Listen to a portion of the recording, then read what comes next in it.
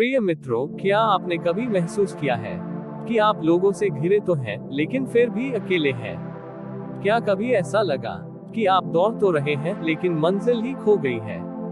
अगर ऐसा है, तो यह वीडियो सिर्फ आपके लिए है। प्रिय मित्रों, आज का युवा तेज है, होशियार है, टेक्नोलॉजी से जुड़ा हुआ है, लेकिन उसके दिल में एक खालीपन और बेचैनी है। वो बाहर से हंसता है, लेकिन अंदर से टूटा हुआ है।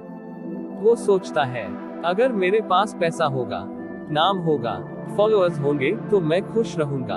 लेकिन जैसे जैसे वो इस दुनिया की चमक धमक के पीछे भागता है, वो खुद को खोता जाता है।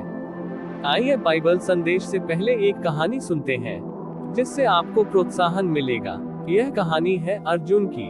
एक आम लड़का, लेकिन मन में हजारों सपने लिए हुए था। लेकिन धीरे धीरे वो गलत संगति, नशा, झूठ और बगावत की राह पर चल पड़ा। माँ बाप के आंसू उसके दिल तक नहीं पहुँचते थे। वो सोचता था, मेरा जीवन, मेरी मर्जी। लेकिन एक दिन जब उसके मित्रों ने साथ छोड़ दिए, तब उनका दिल टूट गया और वो अंधेरे कमरे में अकेला बैठा था। तब उसने खुद से पूछा, क्या यही जिंदगी है? उसी रात उसने अपनी अलमारी में रखी एक पुरानी किताब निकाली, पवित्र बाइबल, जो कभी स्कूल में इनाम में मिली थी। वो किताब धूल से ढकी हुई थी। उसने उस किताब को साफ किया और उसने खोलकर पढ़ना शुरू किया। उसने लूका 15, खोए हुए बेटे, जो उड़ाऊ पुत्र की कहानी है। कहानी में एक बेटा जो अपने पिता को छोड़कर चला जाता है और मौज मस्ती में वह सब कुछ खो देता है, और फिर एक दिन पछताते हुए घर वापस लौटता है और उसका पिता दौड़ते हुए आता है और उसे गले लगा लेता है।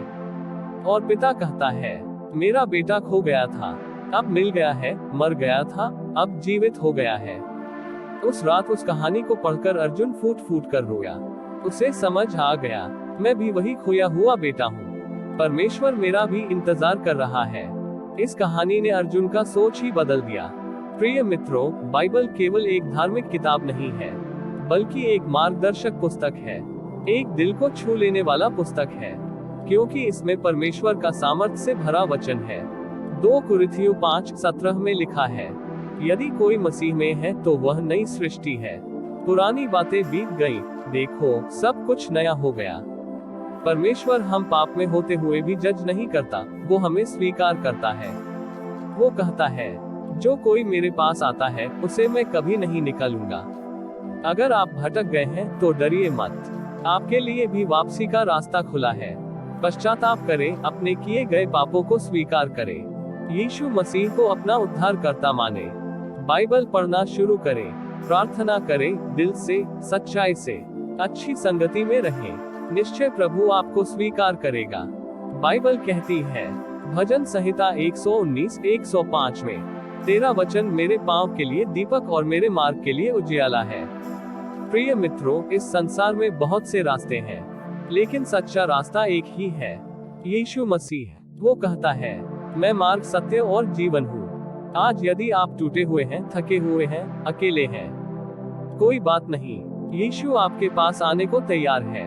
वो आपके आंसुओं को समझता है, वो आपका दिल को जानता है, और वो आपको एक नई शुरुआत देना चाहता है।